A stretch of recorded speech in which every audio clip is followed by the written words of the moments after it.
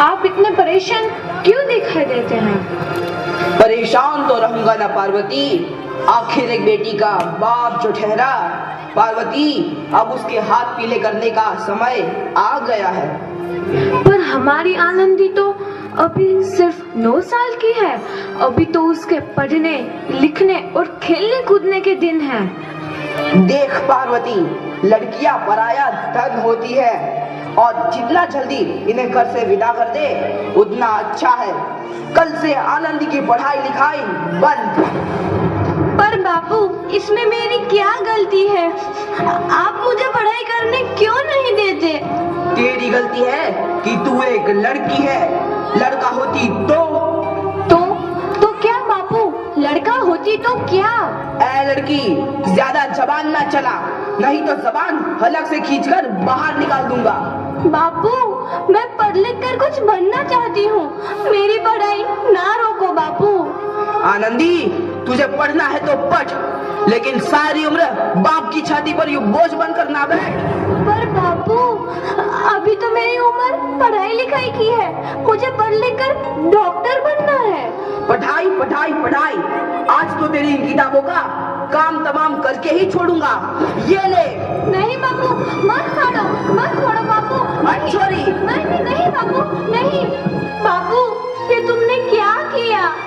तुमने मेरी इन किताबों को ही नहीं फाड़ा बापू, मेरी किस्मत फाड़ दी, मेरी किस्मत। ये कापी किताबें ना सिर्फ छोरों के हाथ में अच्छी लगती है, लड़कियों के हाथ में तो सिर्फ मेहंदी अच्छी लगती है, मेहंदी। पर बापू, मैं लड़की हूँ तो क्या हुआ? लड़का और लड़की तो हमारी दोनों आंखों के समान होते हैं। चुप कर आनंदी, और यह एहसान मान कि अब तक जिंदा है तू। कहीं बचपन में गला दबा कर मार दिया होता तो यह तेरी बकबक नहीं सुननी पड़ती आज। पर बापू, मुझे चूल्हा जलाना अच्छा ना लगे है। देख छोरी, जितना जल्दी हो तू चूल्हा जलाना सीख ले, उतना ही अच्छा है तेरे लिए। और हाँ, तेरा ब्याह तो होगा, वो भी कल के कल। अबला जीवन है तुम्हारी यही कहानी। आंचल में है दूध और आंखों में है पानी। मुझे माफ कर दे बेटी, तेरे बापू के जिद के आगे मेरी एक न चलेगी। माफ कर दे बेटी, मुझे माफ कर दे। इस प्रकार मात्र 9 वर्ष की छोटी उम्र में आनंदी का विवाह गोपाल राव जोशी से हो गया।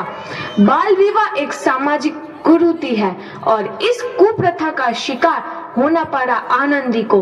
5 वर्ष बाद आनंदी 14 साल की हो गई है। उसके घर एक शिशु ने जन्म लिया है। देखते हैं आगे क्या हो।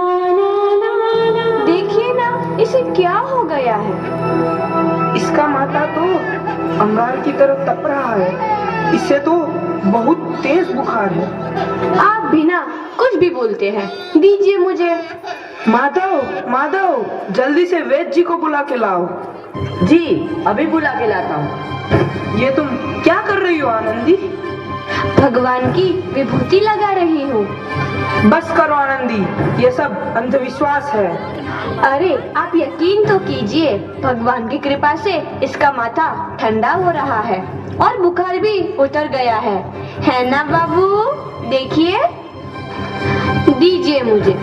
उठो बाबू, आंखें खोलो, तुम्हें तुम्हारी माँ बुला रही है। आंखें खोलो, देखिए ना इसे क्या हो गया है।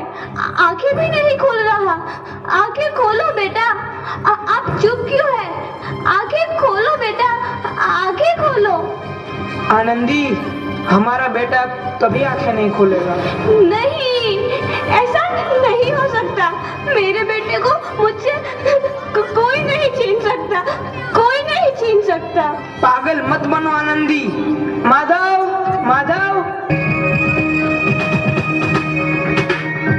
आनंदी, बंद करो ये पागलपन।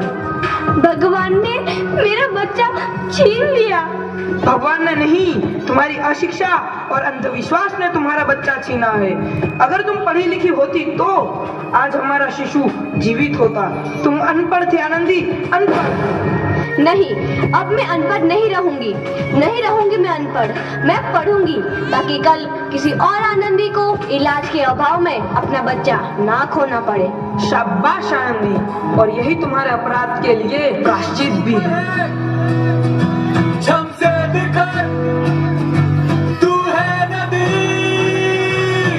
आनंदी, तुम्हारी 12वीं का परिणाम आ गया है। तुमने पूरे कॉलेज में प्रथम स्थान अर्जित किया है। आनंदी, तुम्हारी मेहनत लाई है, तुम्हें शिक्षा वृत्ति मिली है। ये लो तुम्हारे अमेरिका जाने की टिकट। मुझे शिक्षा वृत्ति मिल गई, मैं अमेरिका जा रही हूँ। पर ये सब मैं अकेले कैसे कर पाऊंगी? आनंदी, अपने आप को इतना कमजोर क्यों समझ रही हो? फिर इतना पढ़ने लिखने का क्या फायदा? तुम अभी गवार की गवार नहीं हूँ मैं अब गवार।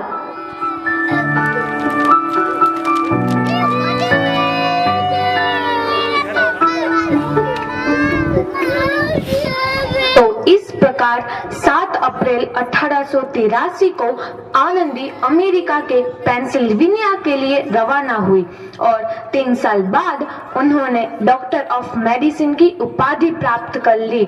इधर आनंदी के पिता की तबीयत बहुत खराब है। आगे क्या होता है देखते हैं। लगता है अब मेरे जाने का समय आ चुका है। अब मैं नहीं बचूंगा। ऐसा मत बोलो।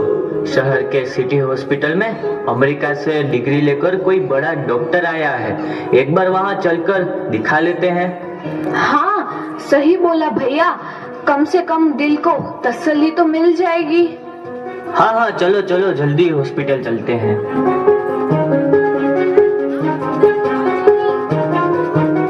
इस मरीज की हालत तो बहुत ही खराब है। कोई चमत्कार ही इसे बचा सकता है। ऐसा मत बोलो भाई। डॉक्टर साहब कब तक आ जाएंगे? लो आ गई डॉक्टर मैडम। डॉक्टर मैडम जल्दी देखिए, मरीज की हालत बहुत ही खराब है।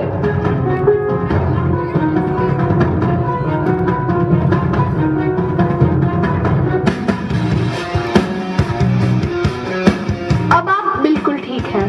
मौत के मुंह से आपको बचाया है डॉक्टर मैडम ने। डॉक्टर साहब ने मुझे बचा लिया। मुझे मिलना है डॉक्टर साहब से। डॉक्टर साहब नहीं, डॉक्टर मैडम बोलो। डॉक्टर मैडम, उन्होंने ही तुम्हें जीवन दान दिया है। लो आ गई डॉक्टर मैडम, मिल लो उनसे। डॉक्टर मैडम, आपका बहुत बहुत धन्यवाद। आपने मेरी जान बचाई। इसके बदले में मैं गरीब भला आपको क्या दे सकता हूँ? वचन, वचन चाहिए मुझे कि कभी ये नहीं कहोगे कि लड़कियां कुछ नहीं कर सकती। वचन? ये कैसा वचन? अरे श्यामलाल, तुमने पहचाना नहीं? तुम्हारी बेटी आनंदी। आनंदी? मेरी बेटी आनंदी? डॉक्टर? हाँ बापू, वही आनंदी जिसके लिए बचपन में तूने चूल्हा और दूल्हा के अलावा कुछ नहीं सोचा था। आनंदी, आनंदी मेरी बेटी, मुझे माफ कर दे। मैं तेरा गुनहगार हूँ बेटी। नहीं नहीं बापू, वही आनंदी जिसके हाथ पीले करके तुम उसकी सारी जिंदगी काला कर देना चाहते थे। माफ कर दे मुझे मेरी बच्ची, माफ कर दे। मैं तेरा अपराधी हूँ मेरी बच्ची।